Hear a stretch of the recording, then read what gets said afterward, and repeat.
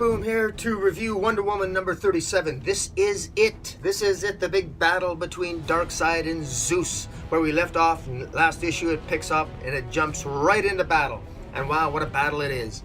Zeus does his best to battle Darkseid and they kick each other's ass. And it's a, you know what, this is a beautifully illustrated comic book. This is clearly the best issue so far of the series. I thought the last one was the best so far of the arc. I've been highly critical of the arc so far because I think it's very by the numbers, very predictable. It still is. This is predictable, but at least it's predictable in an exciting way and in a fun way. There's a lot of action here. A lot happens, and it sort of reestablishes the status quo of Darkseid being fully powered again, so he can go on being big bad Darkseid. For whatever reason, I've said before, I think DC made an editorial mistake by not leaving Darkseid being a teenager a little longer. I think there was a lot of storytelling potential there to have a young Darkseid wreak some havoc on the DC universe, and maybe, you know, have some fun going through the various titles. I thought that would be really cool. We'd have a lot of good stories out of that. I would love to see a young teenage Darkseid take on Damian Wayne and Jonathan Kent. I think that would be make for an interesting arc in Super Sons. But alas, that's not meant to be. And in any event, let's get right into it. First off, the cover here. Both covers are good. The variant cover is quite nice by Miss Frizen. This one is the standard cover. Unfortunately, or fortunately, in Wonder Woman's case, this scene actually never takes place in the comic book. Darkseid and Wonder Woman never actually battle in the comic book.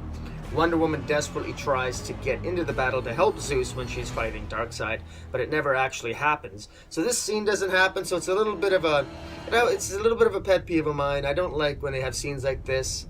It's this isn't even foreshadowing of what's in the comic. This scene never actually happens.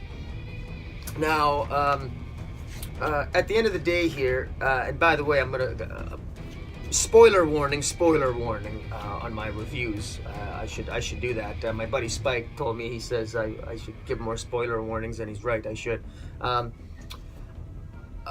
This comic book ends with Darkseid being victorious over Zeus, and in what has got to be a very unsurprising development, it's revealed that Darkseid was in fact luring Zeus in, and it was a trap just to get Zeus, to lure Zeus out in the open so he could drain Zeus of his life energies so he could become fully aged. And by the end of this title, Darkseid is back in full glory and fully powered up. Now, the art here is beautiful. I got to give credit to James Robinson, who's written this arc, Carlo Paglian and Stefan Segovia were on pencils. Very, very good. Jason Paz and Art Thibert and Raul Fernandez are on the inks, and Ramula Fujito Jr. was on the colors, and Seda Temafonte did the lettering. Brian Hitch and Alex Sinclair did the cover, and Jenny Frizen, of course, did the variant cover as well, which I never purchased, but maybe I'll try to show it. I'll try to show it on the screen here. But it's overall, this was a decent issue.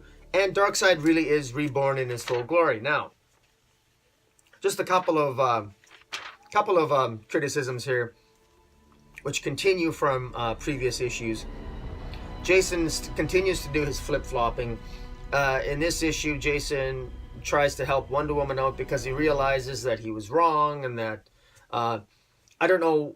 He realizes that Darkseid is the bad guy, and Grail is the bad guy, and for some reason he didn't realize that immediately upon meeting them, because he's been living apparently under a rock his entire life, while living off the Asian coast as a fisherman. Apparently he doesn't watch TV very much to know that Darkseid is a bad guy. But in any event, that part's still rather unbelievable. We do have an appearance by the Justice League in this. They eventually show up. This issue is one long battle scene, and it's Darkseid beating up Zeus and Zeus beating up Darkseid, and they're basically going all over the world, and they're hitting each other so hard, they're flying all over the planet, and clearly it's revealed at the end that it's all just a ruse by Darkseid, and that he's always been more powerful than Zeus. And there's a lot of inconsistencies here that really seem off. Zeus made a few comments in the issue about I can feel you weakening, Darkseid, I can feel you weakening. Well, clearly Zeus was wrong. Zeus's instincts were completely false. Darkseid was playing him for a complete fool. Meanwhile, Wonder Woman's chasing them around. Grail's trying to stop Wonder Woman. I was a little disappointed in Grail. It's revealed that Grail's sole motivation in helping all this was, it was confirmed that her sole motivation was to make her father Darkseid ruler of Apocalypse again. That was very disappointing. I really thought that Grail had the motivation to want to rule Apocalypse herself. Why does she need her father? Why would she want to put her father back on the throne? Grail really never struck me as the type of character that had daddy issues. You know what I'm saying? Especially out of Darkseid War, Grail was a powerful villain. If anything, in Darkseid War, it's strongly implied in Darkseid War that she had ambition to in fact be the ruler of Apocalypse, or to be something far greater than even Darkseid was. And to have it revealed that Grail is nothing more than a puppet and subservient to her father, who was weak and was a teenager, and she raises a baby. There's just something really, I don't know, I'm just disappointed about that. I realize that we have to get Darkseid back, because he's like the DC version of, he's like the Marvels, he's like Thanos in the Marvel Universe. So I know that it's inevitable we're going to get Darkseid back. But I would have thought it would have been much more interesting to have some more of a battle for the power and the rule of Apocalypse between Grail and Darkseid. Grail seems surprisingly one-dimensional here. Also, Grail seems very depowered. Before Wonder Woman, now it's revealed, I mean, this arc also revealed something that was very different from Darkseid War, that Wonder Woman seems she can easily defeat Grail, and that even Jason can hold Grail back. Again, not really understanding that Grail took on the entire Justice League almost by herself and defeated them in Darkseid War. Grail can defeat Wonder Woman. In fact, Grail is, frankly, I think she's more powerful than Wonder Woman if you actually study and read Darkseid War. It doesn't make sense that she could just escape and chase Darkseid and Zeus around the globe, and Grail would so easily escape Grail's clutches, and that doesn't really make a lot of sense either to me. But all those are little nitpicks. Other nitpicks, one particular scene which struck me as odd, that while Darkseid is battling Zeus, he's creating deliberately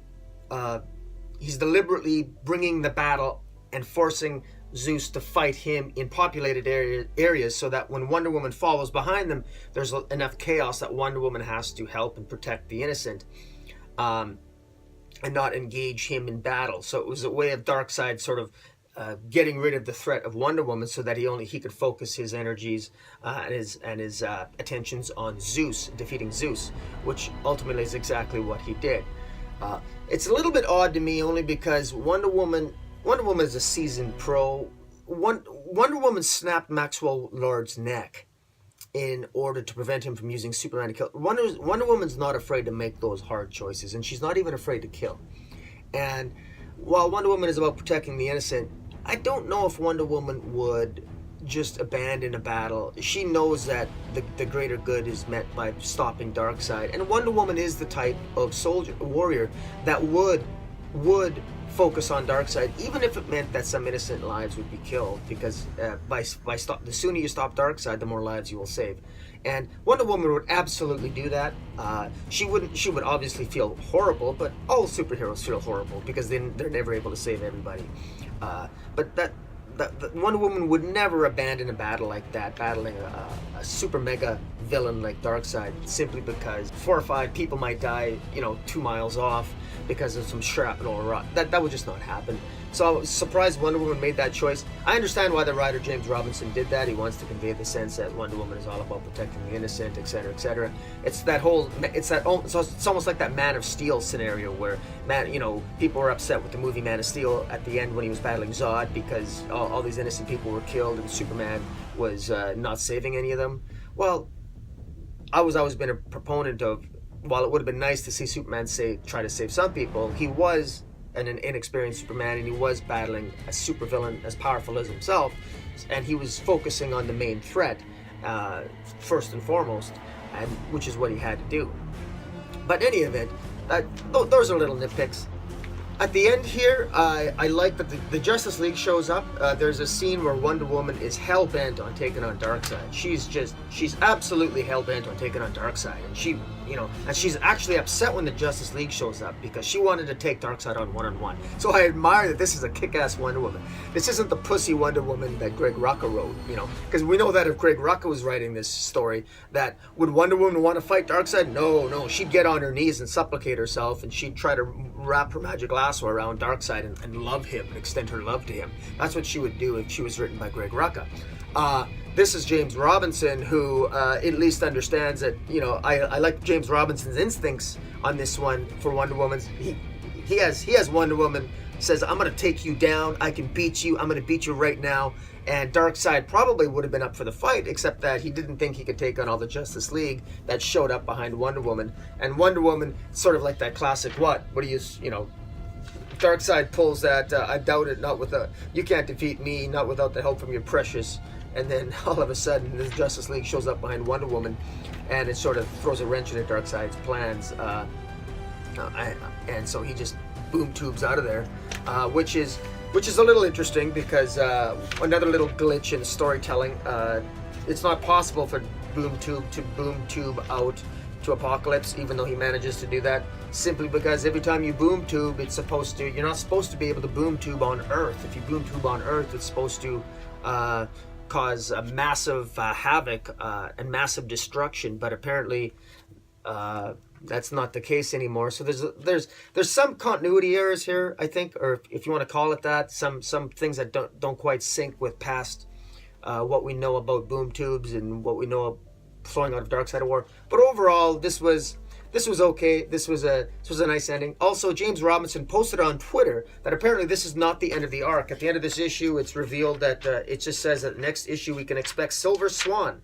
Now, what's interesting about that is Silver Swan is an old villain of Wonder Woman's back from. Frankly, she was always a shitty villain. She's one of the more... Wonder Woman's got a very boring rogues gallery. Silver Swan is very yawn-inducing. Maybe James Robinson will do something interesting with her. But James Robinson revealed on Twitter that this is not the end of the arc. Because somebody on Twitter complained about how this particular arc ended, was constructively critical, and James Robinson says, I'm sorry to hear that, but for what it's worth, the story's not over yet. So if the story's not over yet, it's going to be interesting to see where's it going to go and why is it going to involve Silver Swan.